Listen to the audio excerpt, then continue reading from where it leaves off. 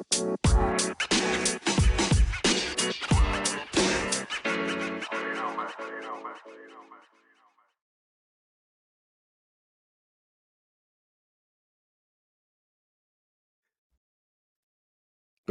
indeed. So, hello, and welcome to the Grove Podcast, episode 15. You may have noticed that these are not the dulcet tones of our usual lead host, Moz. Unfortunately, he's unwell. He seems to have picked up an injury during the international break, and is not able to participate this evening. So look, Moz, our thoughts are with you. So get well soon. So unfortunately, you're going to have to deal with my limited hosting skills for this evening. To be honest, I'm not feeling great either, but I'm taking Pep's special potion to keep me going for the evening. So So look, anyway, without further ado, let me introduce you to the other two guests that we have tonight. So let's without further ado, so we have Whale. Good evening. Good evening, fine sirs, and how are we this evening? There it is. There it is. Charles, there you go. That's question number one. That's the question number one answered. That's Whale is back on the pod and he's firing on all cylinders already. If we got the pre-pod chat is anything to go by, and Mel making a return appearance, and actually this is the lineup from the original pod. So yes, welcome back, Tom. It's good to see you. Good to see you. Yeah, good evening for me. Can I just say, Tabs, what a fantastic vice captain we've got as hosting the episode. Well, thank you. We'll let the listeners judge that at the end, but I'll take that at the beginning. So look, this is episode number 15, and I think this is where we collectively start to shit ourselves. I did write panic, but I think shit ourselves is the right word. We're the reality of the situation is hitting us. The international break is over. The last 10 games of the season are starting in with what a bang with Man City away. So as I said, we've got to join us in this mass soiling of ourselves. We have Tom and Whale that's going to give some great opinions, great thoughts on how we're going to tackle that, and not just the City game.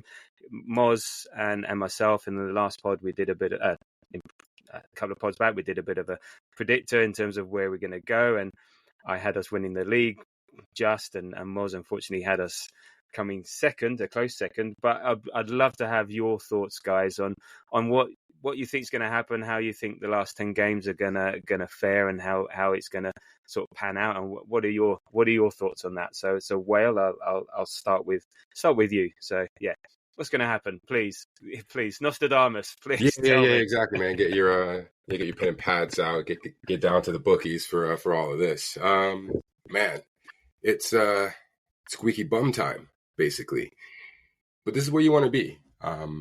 I mean, everyone sort of lauds Man City. Man City was, I believe, in this position, probably slightly worse last year, and they had no trouble showing the form of a champion. So, yeah, these last 10 games, if we take care of business, there's no you got lucky, it was an off year. It's you deserve it. So I'm really excited. This City game, if it's me, I'm going for the win. Like I don't like draws, so I'll just put that out there. Don't like them. We got to go for it because we came in second last year. So I'm just hyped up for it, man. It's, I believe Moz said it felt like the international break had flown by, and it's one of those things where when you're in the midst of it, it's not flying by, and then when it gets to the end, you're like, okay, cool, that was quick. A couple of horrible England performances by Southgate. Hopefully United's next manager, and then now we're ready for the biggest game of the year come Sunday. But in terms of the running, where do you think we're finishing? Oh, first, without a doubt. Yeah, guys and girls, go and put your money on first for Arsenal. There you go. Whale has spoken. So that's good. I feel a lot better because So I'll give my thoughts again. But now, Tom, where are you? Where are you with the last 10 games, with the run-in and everything that's about to hit us? So, just thinking about it is making me nervous. I think you summed it up well. We are shitting ourselves a bit because it's Man City. We know what they're capable of. We know that they've been there before. We've got a difficult run of fixtures, haven't we? You look at the sort of 3 fixture run-ins between ourselves, Liverpool, and City. We have definitely got the toughest run of fixtures, but I think it's all down to scenarios. Obviously, the game this weekend matters so much, but it's like City looks so beatable at the moment. I think if there's ever a time where we can have the upper hand against City both this weekend and for the rest of the season, it's now. So yeah, partially shitting myself, partially confident, definitely more confident than I have been for the past God knows how many years since the Invincibles, pretty much. But yeah, And where are we finishing? Where are we finishing? Where are we finishing? Again, I think it's down to scenarios. I'm going to say if City do City and turn it on for the rest of the season, no one can touch them.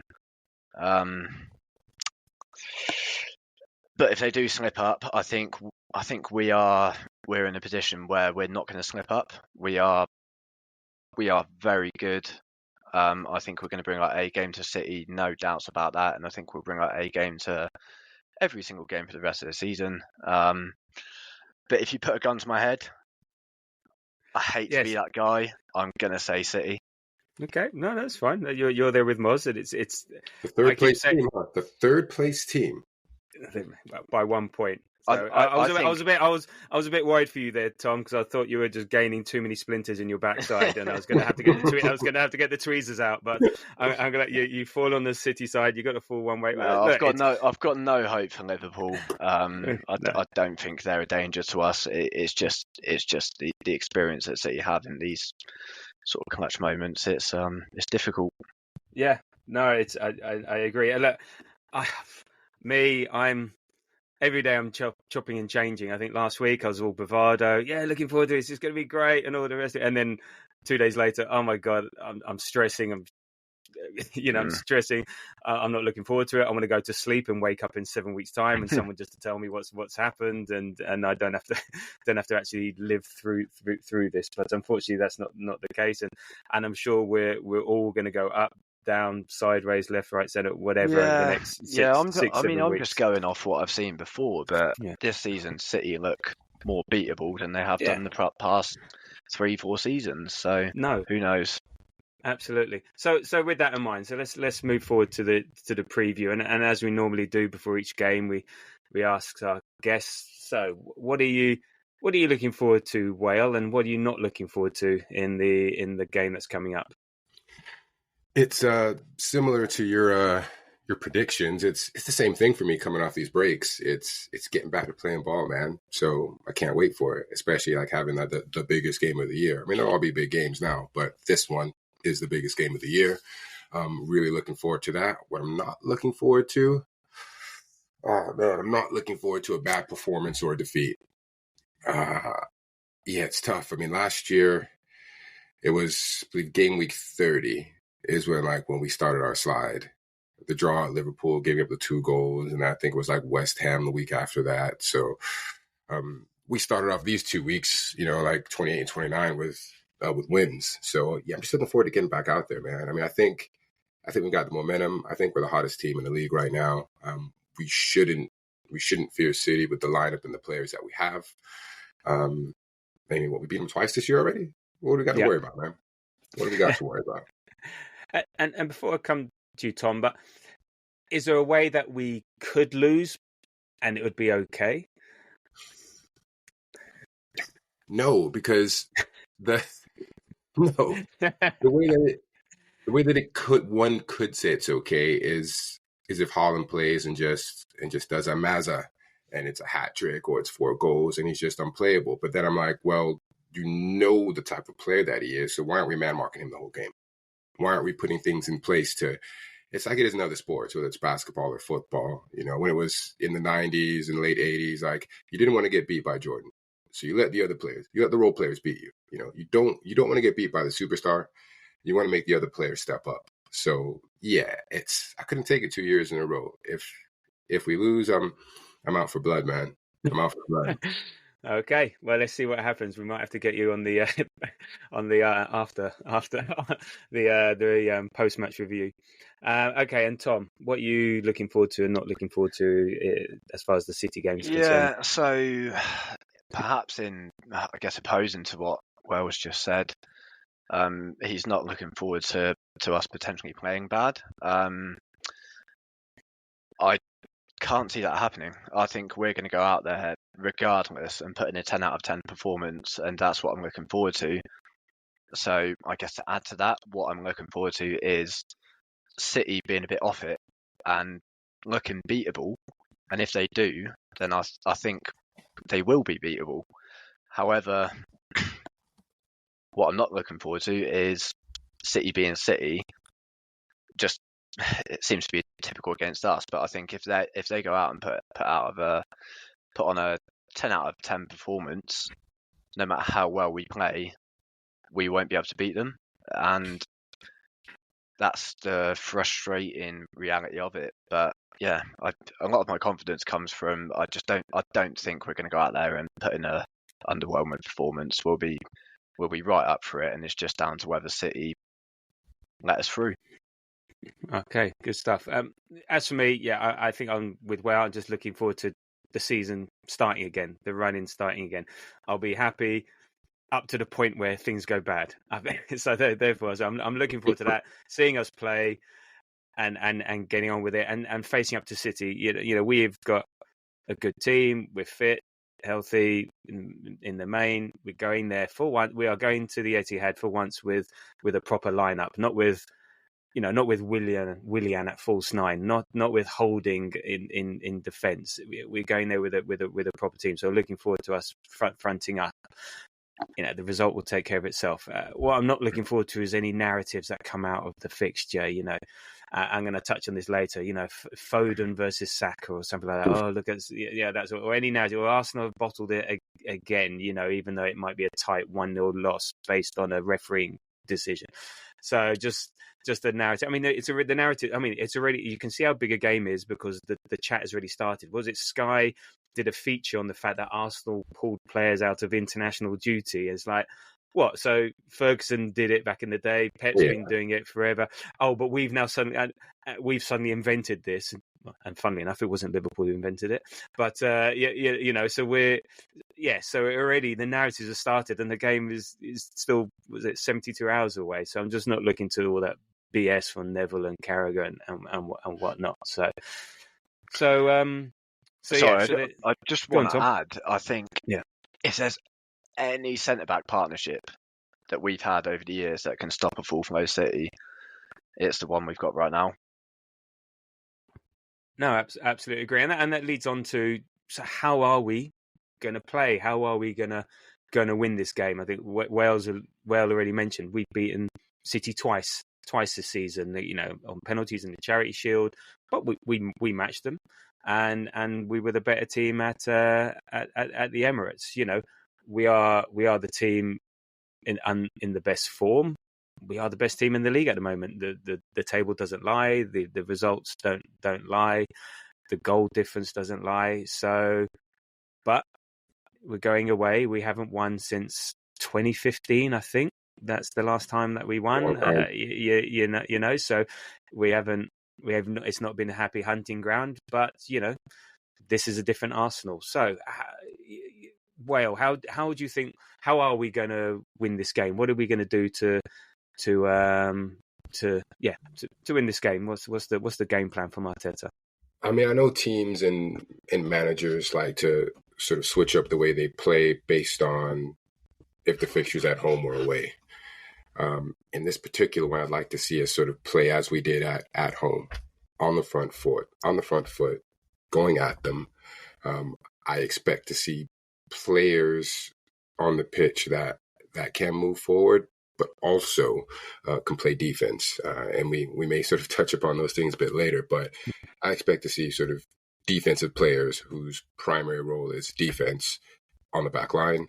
And then I think our midfield and our front three are good enough to go out there and get us a couple goals. It's vital that going into halftime that it's still anybody's game. Teams in the past, you go down a goal or two early and heads start to go down.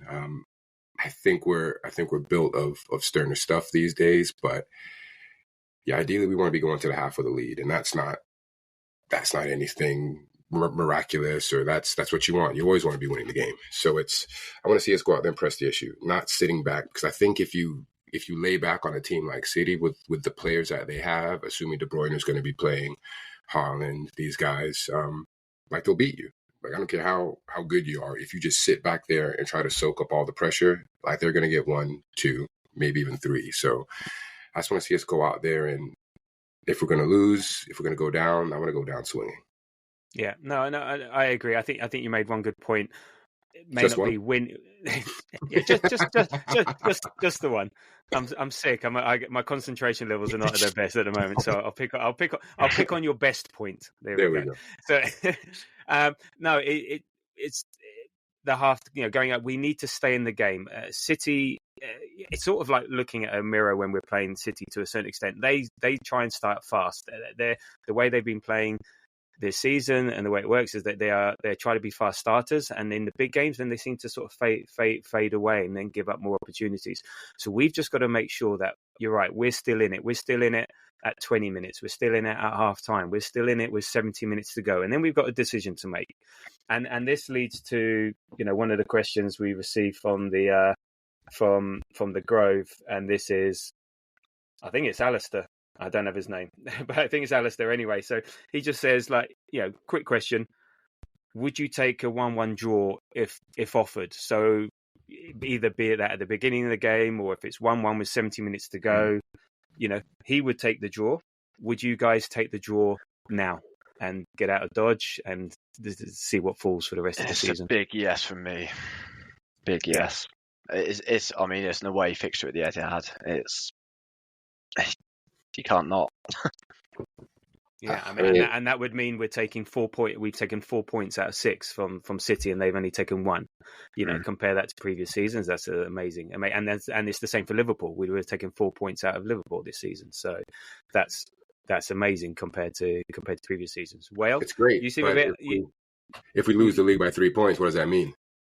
True. True, but I never really, especially with the team we have now, before the ball's even rolled out, I'm just going to say, okay, we'll take a draw. Absolutely not, especially where we're out on points now. If we were looking at this lineup or this table and you were to tell me, we're 5 points ahead right now, maybe then I could be convinced to take a draw just based on the numbers. But the fact that we're tied on points, it's goal differential. If we have a draw, that just hands the momentum to Liverpool. So then they say they get a win. Now they're ahead by a couple points, and now we're going to back and forth, and then the pressure just really mounts on us. So, if you're going to tell me we played horrible and it's in the 85th minute and then someone's offering a draw, then I'll take that. But before the ball's rolled out, no. 70 minutes, no. You see what this team does in the last 20 minutes, the last 10 minutes, the last 5 minutes, like we're in it until that ref blows the whistle. So. No, I'm not. No, I'm not taking any time. Do you not think that if City are on their game, and so are we?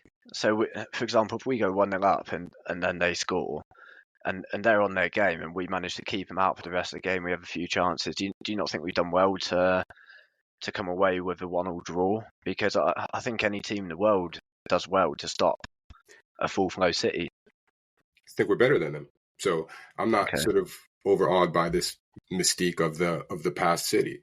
I think we're better than them. We're higher on the table. We've beaten them every time we played them this year. So I'm not going to take a draw. I would put that to a City fan and say they should be happy with a fucking draw. Yeah, you go to the City pod, all five of their listeners, and we can ask them individually. No, I know it's a hard one. I like the bravery. I like 3 points is always better than one, and one is only 1 point more than zero. So what's the difference? Whereas 3 points, you get 3 points. Wow, and I can't remember the stats off my head, but if we win the game, we are massive favourites for the season. It goes up to like 44. If we draw 20, but if we lose, that's that makes a huge difference, and we can touch on that later. So I'm torn. I would take the point, get out of Dodge. That's partly because I just don't want to live through the game. And so if someone gives me a point now, that means I can get on with my Sunday and my Easter Sunday meal with the family, and there we go. So that's what I would be looking. But I also agree with all facets. It's a difficult one to contend with. And actually, then I'll bring in this question early again as well. And this is from Charles. It's on this. So she says, look, I'm confident we can get a win against City. However, in the unlikely event that we don't come back with any points, how do you think this will affect our run-in in the league and also in the Champions League? So if we go there and then we don't, and we lose, how Tom, how do you think that's going to impact us for the rest of the season? Can we still win the league? Do we then put our eggs in the Champions League basket? I mean, where's it? Of course we can still win it. Because, I mean, we've then got to rely on City and Liverpool having a dodgy result to a team you don't expect them to lose to. It happens. I mean, just reduces our chances massively, I think. I mean, it is a real tricky one, because if we lose this game, you're kind of in that position, especially as Arteta. You're like, do you go all in for the Champions League and accept that you're not going to win the Premier League, or do you try and do both and potentially not get both? I think the chances of us winning the Champions League are slimmer, but it's gonna have a dent on us, isn't it? And I think that's why we're all shitting ourselves, because it's just going to be so monumental to what's to come. But if we do lose it, it's not the end of the world. All we've got to do is just take it on the chin, and we go into the next game. The City could get a shock result. Who knows? No, I agree. And that, in a way, you need to do. It's not going to happen, but you need to sort of do your predictions pre-City game and then post-City game based on that result, because all the stats I've seen, all the metrics I've seen, all the predictors seen said this result here pretty much, if everything else goes according to plan, defines the rest of the season. So we win it, we win the league. City win it, they win the league. So it is that. But Liverpool. Yeah, Go on, Tom. Sorry, I don't think that's the case at all, because we've got United away and we've got Liverpool away. No, not Liverpool. United away and Tottenham away. Those are United away the and Tottenham biggies. away. Sorry. So I mean, if we win this game, we've still got two very difficult fixtures up against us. So I don't think it's a season-defining game, but it's going to give us a huge boost. But if we lose it, the damage it does will have more of an impact than what happens if we win it, because we've got that more difficult run of fixtures. No, I see that. And Wale, do you think it would have an impact on our Champions League approach? Do you think he would then go? It shouldn't. I mean, points that you don't get, you drop when it's involving your direct competitors are huge. I mean, it's a 6-point game. It's a 6-pointer, which is why I understand why people are happy to take the 1 point. But like fortune favors the bold, man. Like, you can't, you get this win. It's not just 3 points for us. It's 3 points they didn't get. And that pretty much, if we keep taking care of business, then now it's not a 3-horse race anymore. Now it's a 2-horse race. Now it's just us and Liverpool. I mean, I feel that over these last years, we built up a squad that can compete on 2 fronts. It has to be able to. We're supposed to be building a squad that can compete on all 4 fronts. So you're going to try and tell me now it's down to 2, we can't do that? If that's the case, then we don't deserve to be champions. We don't deserve to be in the conversation about it. So Like, you need these points. It's not, like I said, it's not just us getting the 3 points. It's stopping them from getting the 3 points. Yeah. And when you get the draw, it's just a tie and you're trading water, and then it's frustrating. Yeah. So if we were to get the draw, my standpoint wouldn't change. I'm still 100% in both competitions. Good stuff. Good stuff. Yeah, no, I don't think it's the end of the season. It'll be very difficult. Things happen. We've been here before. City, it's not the City of old. I mean, if you look at their recent results, you know, they've not been thrashing teams. They've been got at by the likes of United, by the likes of Chelsea. So they may get this one. Psychologically, it's hard to know the impact, but we'll see. Play Fulham. Fulham's playing well. So they still got to play Fulham, don't they? Fulham's exactly. So it's not easy. It'll be a lot of fingers crossed, and we'll see. And I think we'll say the season's not over because we have to. We can't just give up because one game, there's 9 games to go. So it will be hard. It will be really hard, and the odds are massively stacked against us. But you know, stranger things that happen. So anyway, any given Saturday. Exactly. That's why we play the game. It ain't over till it's over. Inch by inch. There you go. Right. So if we now move on to, so we've talked about how we're going to win the game by 3 or 4 goals, easy. So in terms of what do we think the team's going to be? Because you know, are we worried about Saka and Big Gabby? You know, the fact that they pulled out of international duty and with these massive injuries. You know, Martinelli. I've had conflicting rumours. He's okay, out for a few days, out for a few weeks, out for the season. And then we have things like, you know, left back is going to be a massive decision. You know, we've got Zinchenko, we've got Kivior, we've got Tommy. You know, where are people on that one? Yeah, Jesus or Trossard if Nelson's not available. Partey, Jorginho. I mean, the good thing is we've got whatever happens, we've got a massively strong subs bench, and a bit like the home game, we can affect change in a big way, either to protect or go for a victory or cut a comeback. So, Wale, where do you think? What have you heard? Or actually, no, is it Tom? Tom's normally the spy at the at the ground. So anyway, Wale, what have you heard? What do you think? What do you think the team's going to be? How do you think we're going to line up? I think everybody who allegedly had an injury is going to be fine to play. I think if they're not 100%, I would expect that at this point in the season. There is no professional athlete out there that's 100%. They've all got a little bit of knocks and sore and this and that. And if it's anything a bit more serious, I've got one word for them. I believe it's Toradol. It's a steroid injection you can take and get out there on the pitch, because this is why you get paid the big bucks. Okay. I don't want to see Zinni anywhere near the lineup. Obviously, Partey played in that behind closed doors, like little scrimmage that they had. Be nice to see him get on the pitch, not start, but I'd like to see him get some time, mainly because he progresses the ball a bit more. You know, his passes are normally going forwards, whereas some of our other players, it's a bit more sort of diagonal and sort of backwards. With Martinelli, that's a tough one.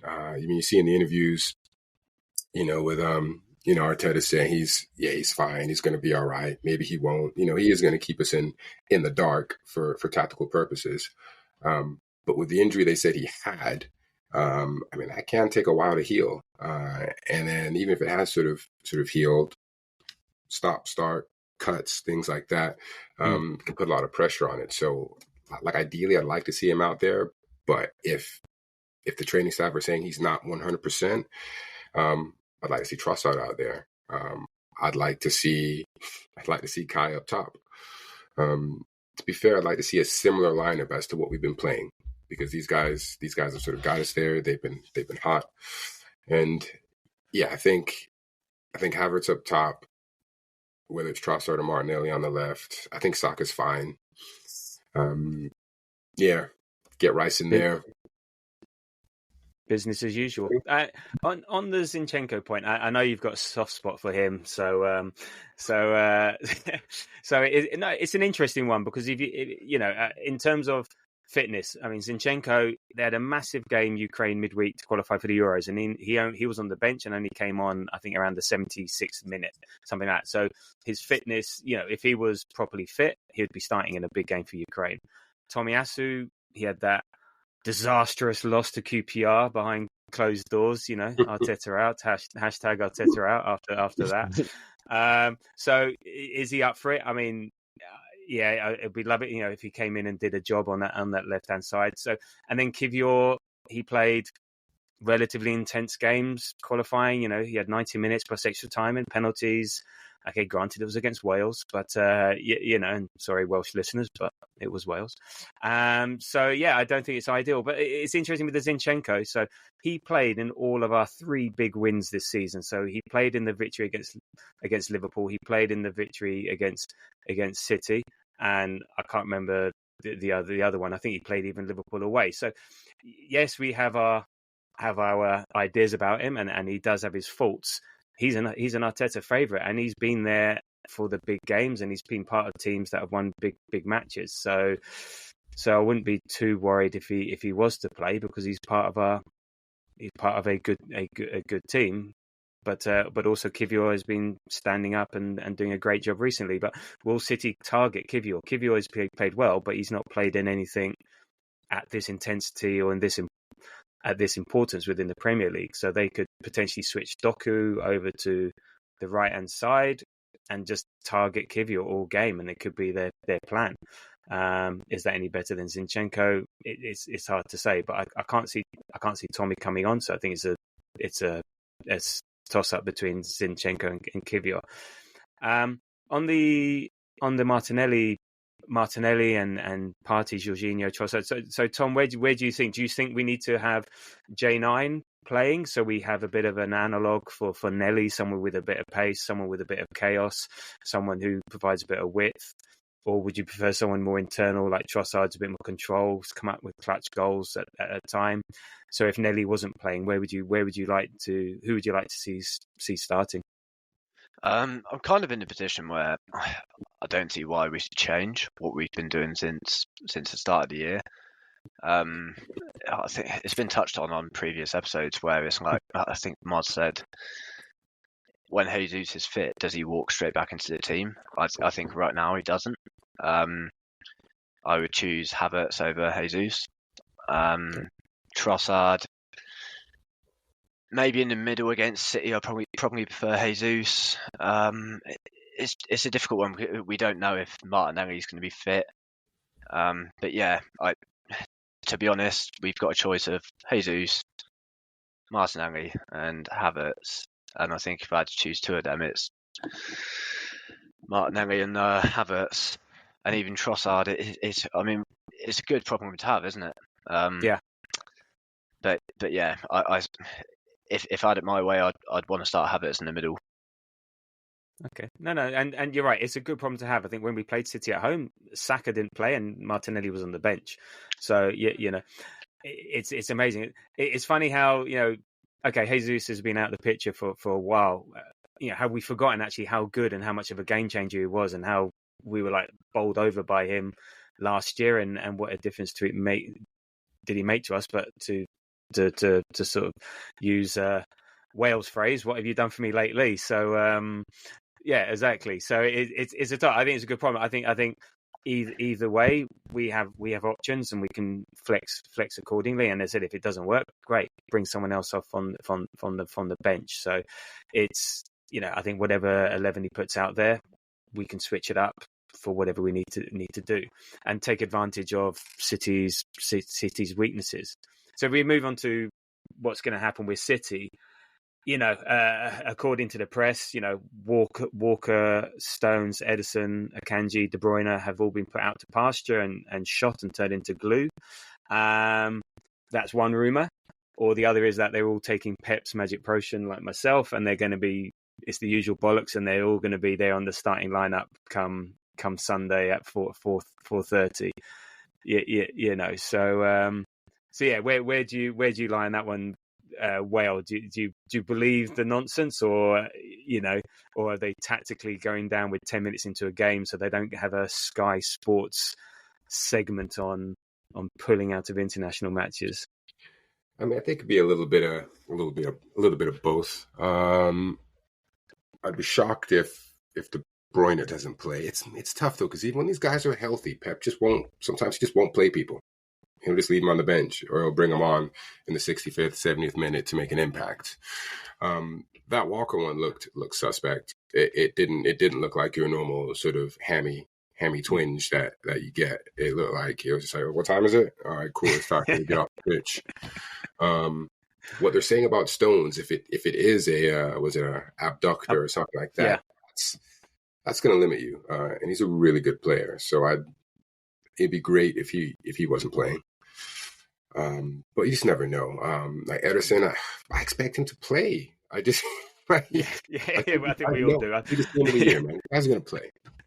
They're all good. Was anyone else sad like me checking the minutes of other City players during the international break and like checking the teams? Like I even checked Portugal's friendly on Wednesday. Was Silva playing? He wasn't even there. I was like, oh, for God's sake, you know. I was like, oh man, I need to get a life. I was just checking the minutes of the opposition. I'm sure I wasn't alone in doing that, just to see, you know, who's been running around a bit more. You know, I mean, like Foden had played both full matches, I think, or pretty much for England. But it's just one of those, I think, as I said before, you know, and we've alluded to, City are there to be got at. I mean, I think in their last 9 games compared to Arsenal, you know, they've played 9, 1-7, but they've drawn 2. You know, they're 4-17 against 7. But they're not smashing teams like we've been putting teams away big style, you know, against Burnley, against Nottingham Forest. You know, they've not been doing that. And I think out of the last 5 games, they drew 2 of them 1-1 against Liverpool and Chelsea, and the other 2 were 1-0. So, like, you know, was it? Yeah, here we go. Yeah, they only beat Brentford 1-0. They only beat Bournemouth 1-0. You know, they drew against Liverpool. You know, they only just beat Newcastle United. They drew against Chelsea. Whereas you compare that to what we've been doing is chalk and cheese. So I think this alludes to the point around, you know, they are there to be got at. And Tom, if they are there to be got at, where do you think we can get them? What weaknesses can we exploit, and who's going to do the exploiting? Yeah, I mean, going back to their centre backs, it's like I was speaking to a City fan. Well, speaking to a City fan, my flatmate, coincidentally. Where's he from? Is he actually from Manchester? He's not, no. No, of course he isn't. But yeah, I mean, like, even if Stones is injured, I said, like, you've got 4 other world-class centre-backs to come in. Like, the depth is just crazy. But yeah, so going back to the question, what was that? What was your question? Tom, we're losing you a bit, so I don't know if you're saying anything. He said something amazing, guys. Don't worry about it. Yeah. Can you repeat that amazing point? Did you hear what I said about the centre backs? You said they've got an amazing array of centre anyway, backs. We'll go past that. I was going to go back to your question and ask you to repeat it, because I sort of got carried away with the centre backs. But can you hear me? Whale, can you move so I can think your part? There we go. Here, man. I'm here. Yeah. Sorry, Tom, you keep cutting out. So this is quality podcasting, guys. Sorry, but I've been there. We're on a gigabit over here, man. We don't freeze.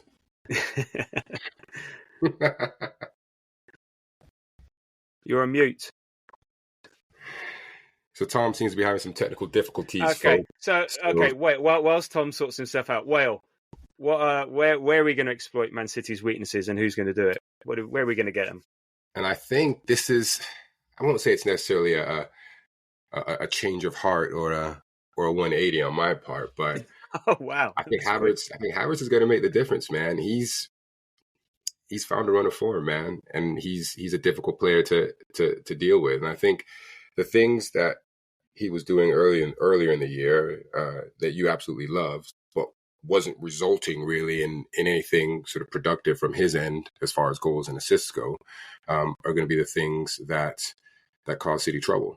But it all also depends on where we're going to have him at. I think he almost needs to be sort of up top a little bit to sort of find himself like in the mix, and oh hey, things are going on. Whereas when he's sort of set back a little bit in that left eight, he's doing things, but he's not a very aggressive player, and I think he needs to be like in the middle of it and almost be forced to play to his potential. So I think he's going to be an issue for them. I think Rice is going to be an issue for them, and then depending on what one of our wing players we have in, I mean, Jesus is a handful. He just doesn't score goals. Trossard is quick on the ball. He can go left or right, and he's a deadly finisher. And they've got to be thinking about, hey, is Martinelli going to play? So it's it's going to be interesting, man. I think what it'll be like, it'll be on the counter, and I think it'll be Odegaard pulling off some of his this way, that way, no look pass, sliding somebody in, and it'll be a goal. And once we're 1-0 up, that confidence is just going to go through the roof. And if we can get a goal up, I'm on the in-play betting apps immediately, putting money on our win. No, I agree. I do think the counter's where it's at. I mean, as I said, you saw Chelsea, like, how was it? Jackson having a few chances, Sterling having a few chances. Liverpool were the same. So again, back to our point earlier, we stay in the game, fine, and maybe draw them in a little bit, not too far, but then on the counter, and that's why Martinelli could be potentially a big loss, and that's why you think Jesus might be the better option. But it could be a better option at 60 minutes rather than at the beginning. Use Trossard to stay close, and we bring in Jesus for chaos theory. You know, later on, a bit like when Martinelli came on in the second half in the home game, he was the game changer. He was the difference maker. So yeah, I agree. I think they're gettable on the counter. That's where they have their potential weaknesses. Sorry, and Tom, are you back? I am back. Can you hear me all right? You are back. Sorry. Let's have your thoughts on the City weaknesses and who's going to exploit those weaknesses. Yeah, what I was trying to say before was, I mean, back to Weatherstone. Oh, Tom. What? Can you hear me? We'll get Moz to either AI him out or AI him in. I mean, can you not hear me now? Yeah, I can hear you now. Now we can. Okay. Yeah, sorry. Yeah, we'll have to edit out the... This better be good, by the way. Everyone's waiting to hear. Yeah, I mean, do you want to ask the question again and we can edit the previous bit out? No, because Wales spoke very eloquent about it. Yeah. How what are City's weaknesses and how are we going to... who's going to exploit them? So, I mean, back to the centre-back issue or supposed issue that they might have with Stones and potentially Walker. Speaking to my City fan flatmate the other day, I just said, like, I don't think it's an issue for you boys because you've got like 4 other world-class centre-backs that can fill in. Depth is not an issue for them. I just think their weakness isn't down to specific areas or positions. It's down to how they perform on the day. We've seen City multiple times this season and look beatable, as I've mentioned previously. So I mean, if we go out there and they're not on it, that's going to be their big weakness. And I think because they've got such high expectations of themselves, if they come out in the first 10, 20 minutes and they're not playing a sort of 10 out of 10 performance, they're all going to be underachieving and they're going to get frustrated with themselves. And, you know, Pep's going to go in at half time screaming and shouting at them. And yes, they might come out better in the second half, but we need to take advantage of them not being on it. And I think there's a good chance of that happening. No, and I agree. I mean, for me, their weakness is when they play without Rodri. So I think we should just target getting him sent off as soon as possible, and then the game's ours. That's my game plan. If I'm Etihad, so like, get Rodri sent off, we win the game. Even if I wonder what happens if we get one sent off while he gets sent off, then what happens then? But shit house. Yeah, exactly. I mean, yeah, look, this.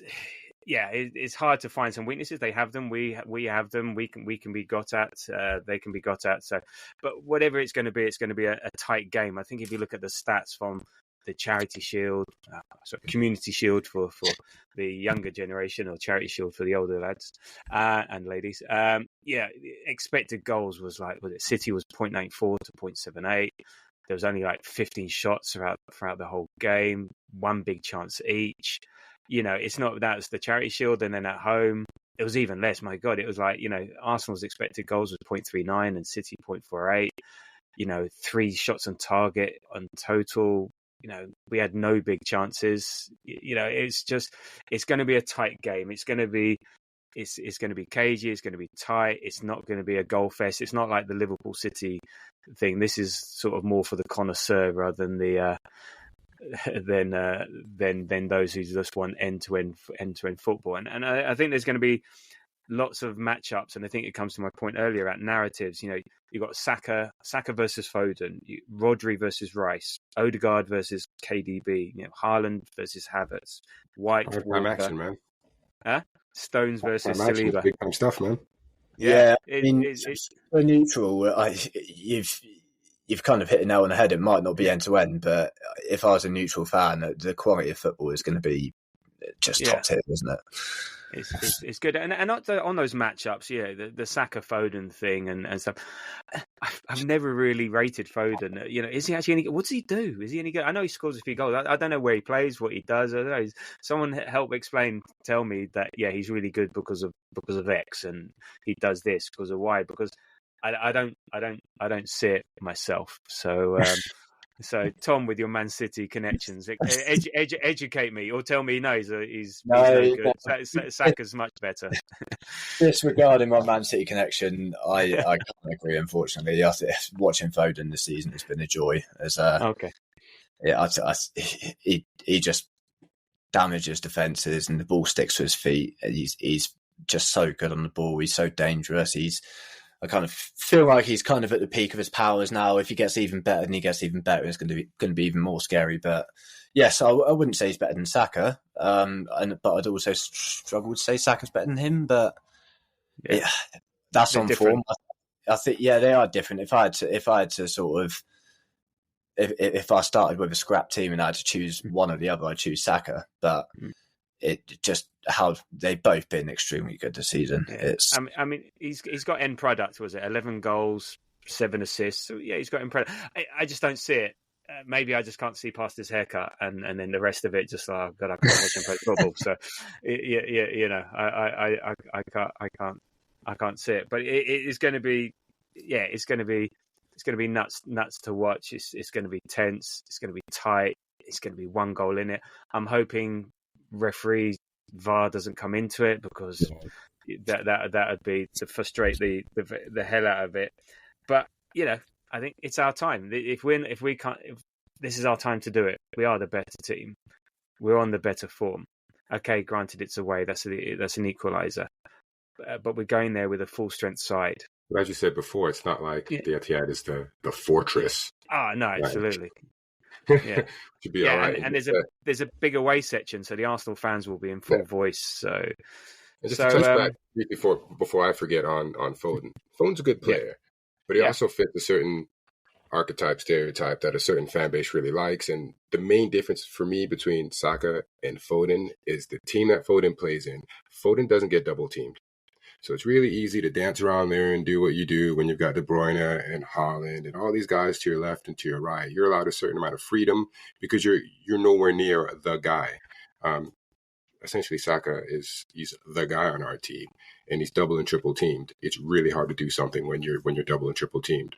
And he plays a little bit more out wide than Foden does, where Foden's just dancing around the middle. And people are, Haaland's like a black hole. He just brings everybody into him. So you're getting space that way. De Bruyne, similar aspect. People are jumping on De Bruyne. So Foden's got like a nice little circle, to just a nice little bubble, like to do things. He is a great finisher. A lot of those goals that he does.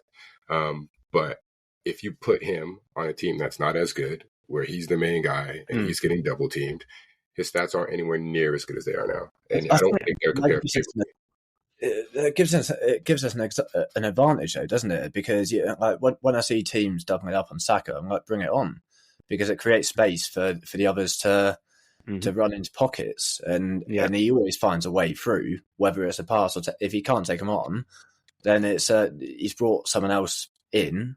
There's 2 defenders brought out of the game, and Havertz, Trossard, Odegaard, whoever has got more space. Yeah. That's what should happen. It just didn't happen a couple of matches where it's like, you've got 2-3 players on him, other players are open.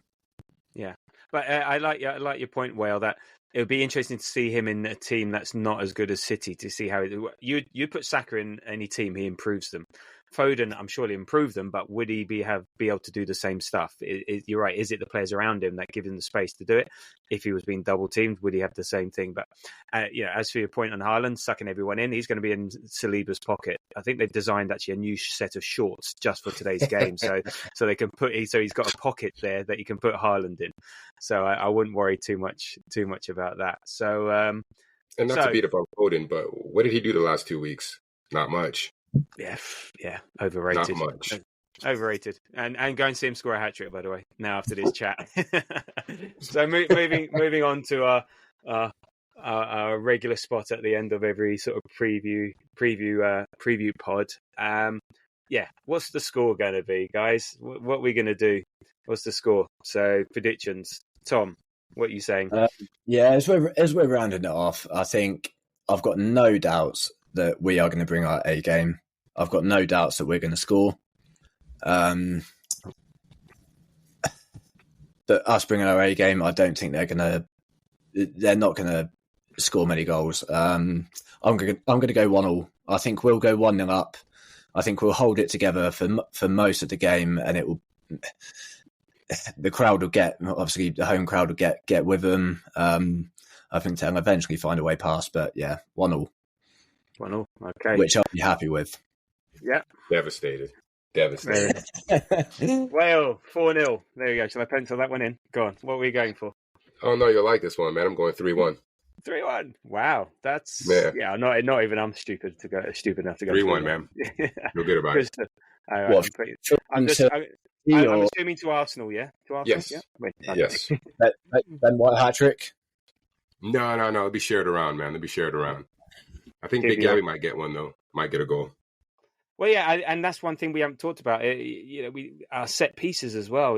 That's another place that we can take advantage of them, especially if they haven't got their usual goalkeeper. Yeah, fingers crossed. Maybe missing some defensive players like Stones or Walker. Yeah, set pieces could be where it's won and where it's won. I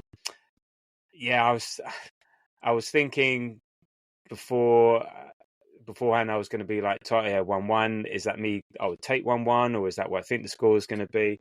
You know what, Whale, you've convinced me. 2-1. 2-1. I'm going positive. I think we can get a couple. I don't think we can keep a clean sheet. 1-1, 2-1. Last 20 minutes. To be honest, that 2-1 could go either way. So I have to go with Arsenal. But I could see it 1-1, 70 minutes to go. It could go either way. It's just so tight to call. So many variables. So there we go. So this is our time. This is our moment. If we want to win the league, win this game, and we're a long way there. So that's great. So and before we end the pod, and this is more of a general topic, we wanted to sort of touch on this because I think we're all us Silvers and Reds are impacted by the joy that is the ballot and the ticket exchange. Now, the ballot is the ballot, and pros and cons, whatever. I can accept that. But what I can't accept is just the way it gets managed there afterwards. And both myself and Whale, I don't know, Tom, if you've experienced this, but recently that you enter the ballot and then you lose the ballot, and then when you try and get on to ticket exchange, you're blocked for whatever reason. Yeah, I was blocked. My 17-year-old son was blocked. Loads of people in the Grove has been blocked. We've seen loads of it. Why? And we don't get it. And it's a pain for us. It's a pain for Arsenal fan services. And it doesn't need to be this way. And we just feel, I don't know. I feel like that because we're such a captive audience that they can do whatever we want and we'll still be coming back for more, pay our money, buy the tickets. And so they don't need to improve. So, and this was, we were talking about this, Tom, before you joined the chat with Whale. Yeah, we can resolve it, but it doesn't need to be this way. Yeah. Whale, what have you got to say on this? Yeah. Sorry, before you start, can I just clarify the question? Are you saying if you don't enter the ballot, then No. So basically, what's been happening? You enter the ballot, you lose, and then when you try and go into the ticket exchange to obviously try and get a ticket, you're blocked. It says you're not eligible, and you have to contact Arsenal and give them some ID, give them utility bill, give them passport. Permission. Okay, so it's I think they send through a vial because you can send some blood in as well and a stool sample, just so they can validate who you are. So it's a pay. So Whale, thoughts? Yeah, I mean it doesn't really make any sense. So you're trying to stop the touts. So the fact that the same person that's been, especially with me, that's been entering the ballot with the same three guys for pretty much the last, I don't know, however long the ballot's been going on for, the one time to get the 4 tickets in total, I'm declined, and then all of a sudden you're stopping touting by blocking me, but then I need to prove my address. So the fact that my address matches my membership means I'm not a tout. I don't even know what it is. I don't even think they even know. I think they've tried to do like a blanket sort of fix.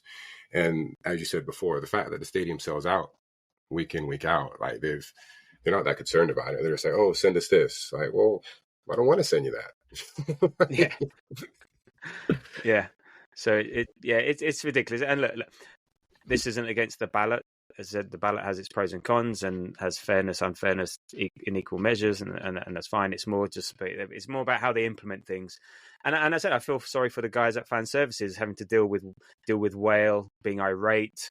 No, he's very polite. Actually, he's very polite because you don't want him knocking you down the season ticket waiting list. But no, they don't know what's going on either. So they're having to deal with fans who are frustrated, annoyed. They don't get the information, and they're having to deal with it. And it doesn't happen from once. It's happened to me twice. I think it's happened to Whale twice. Yeah, I've already sent him my details. So yeah, do better. That's what we can say. Please do better. But let's hope they sort this out. But anyway, I don't want to end on that note. I want to end on the fact that Whale 3-1, me 2-1. We're going to beat Man City. We're going to win the league. It's going to be a joyous weekend, and I'm looking forward to the pod after the match to discuss. I love the way you didn't mention my Well, to be honest, I'll take the 1-1. As I said, I'll still take the 1-1. But question before we go then, would you be happy with 1-1?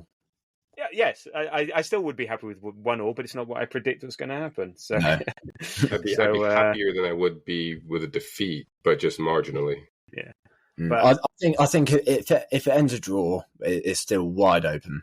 Yeah, no, absolutely. So, but I think I've said it. We have got the chance. This is now our chance. We're not going with the likes of Saliba, the likes of Willian, the likes of Leno in goals. What was that disastrous one when Saka got sent off? It was 4-0 at half time, and we started.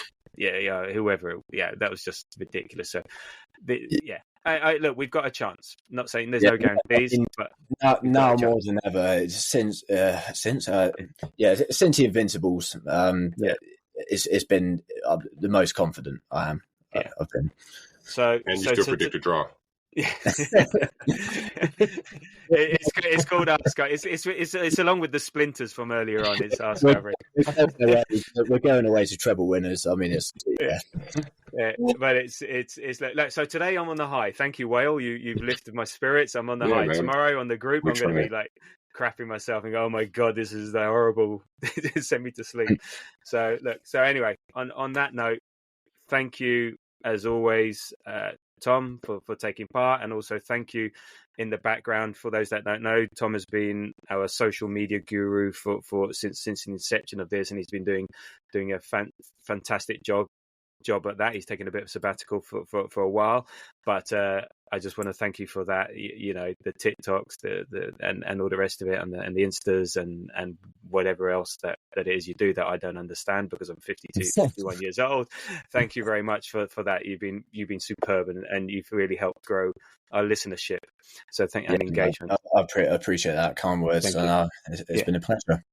Good stuff, and hope to get you back on board sooner rather than later. And Whale, well, as always, a pleasure to have you on. And less hirsute than normal for those that don't have the video. That I'm sorry to say, but he's looking sharp. He's looking sharper than ever. So just talking nonsense is normal, man.